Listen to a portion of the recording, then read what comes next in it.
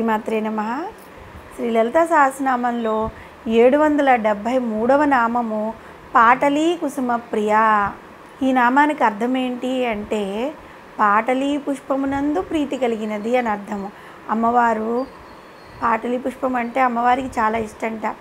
మామూలుగానే అమ్మవారికి పువ్వులంటే చాలా ఇష్టం. మనము లలితా సహస్రనామంలోని 13వ నామంలో చెప్పుకున్నాం, చంపకాసోగ పున్నాగా సౌగంధి కలసత్కచ అని. ఆ తల్లి ఈ నామంలో ఆ తల్లికి సంపెంగ పువ్వు, అశోక పువ్వు, పున్నాగ పువ్వు, సౌగంధిక పుష్పాలు అమ్మవారి తలలో ధరించి ఉంది అని మనం చెప్పుకున్నాము. ఈ 323వ నామం దగ్గరికి వచ్చేటప్పటికి కదంబ కుసుమ ప్రియ అని చెప్పుకున్నాము. అంటే మేఘ గర్జనలకి మొగ్గ తొడిగిన ఎర్రటి పూగొత్తులను పూచే కదంబ పుష్పములు అంటే అమ్మవారికి చాలా ఇష్టము అని చెప్పుకున్నాం. తర్వాత 435వ నామంలో చాంపేయ కుసుమ ప్రియ అని చెప్పుకున్నాం. అంటే బంగారు వర్ణంలో ఉండే సంపెంగ పుష్పములు అంటే అమ్మవారికి చాలా ఇష్టం అని చెప్పుకున్నాం. తర్వాత 560వ నామంలో దాడిమీ కుసుమ ప్రభ అన్నాము. అంటే దానిమ్మ పుష్పం వల్లే అరుణారుణ కాంతి కలిగినది అమ్మవారు అని వివరించుకున్నాం. ఇప్పుడు 766వ నామంలో జపాపుష్ప నిభాకృతి అన్నాము. అంటే ఆ తల్లి యొక్క శరీర వర్ణము జపాపుష్పము అంటే మందార పుష్పం వంటి కాంతి కలిగినది అని చెప్పుకుంటున్నాం అన్నమాట. 776వ నామైన మందార కుసుమ ప్రియ అనే నామం ఆ తల్లికి మందార పుష్పములంటే చాలా ఇష్టమని తెలియచేస్తే, తర్వాత వచ్చే నామాల్లో 964వ నామము బంధూక కుసుమ ప్రియ అనే నామం ఉంది. ఆ తల్లికి ఎర్రని కాంతి కలిగిన మంకెన్న పుష్పము అంటే ఎంతో ఇష్టమని చెప్పబడి ఉందన్నమాట. మనం ఇప్పుడు 773వ నామంలో పాటలీ పుష్పము అని చెప్పుకున్నాం. పాటలీ పుష్పం అంటే ఎక్కువ ఇష్టము అని ఈ నామం ద్వారా మనం తెలుసుకున్నామన్నమాట.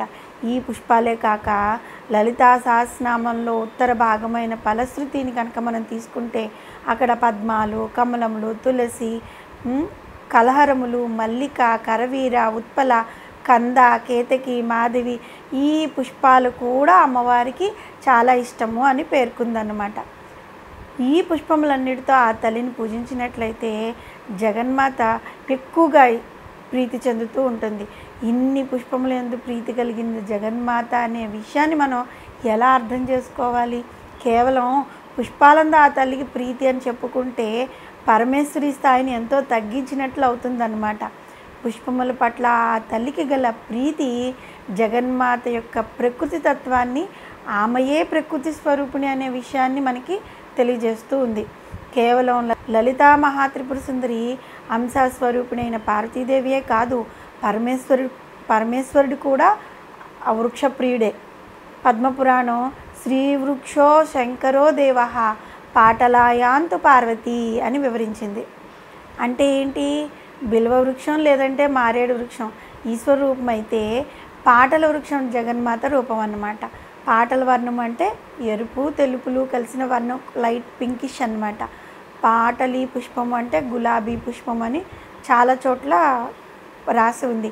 కాబట్టి ఎరుపు తెలుపుల మిశ్రమ వర్ణమైన గులాబీ పుష్పాన్ని జగన్మాత అత్యంత ప్రీతికరమైన పుష్పంగా వసన్యాది వాగ్దేవతలు వర్ణించారు. పటలము అంటే ఏంటి? సమూహము అనే అర్థం కూడా ఉంది.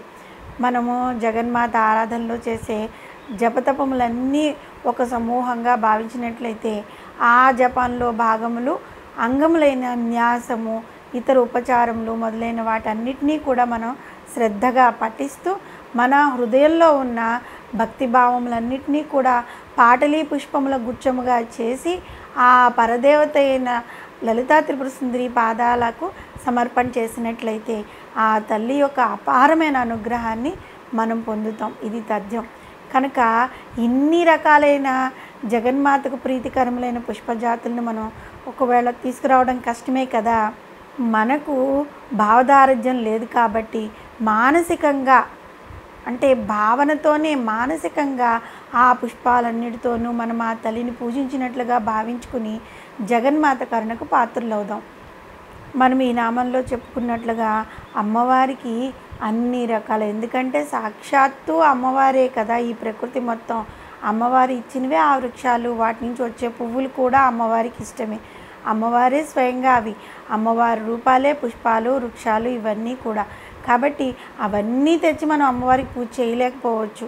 ఈ పూజ మనం మనోభావనతో మనసులో ఆ భావన చేసి అమ్మవారికి ఆ పూలు సమర్పిస్తున్నట్లుగా భావించి పూజ చేస్తే అమ్మవారి కరుణా కటాక్షాలు మనపై ఎల్లప్పుడూ ఉంటాయి. శ్రీమాత్రే నమః.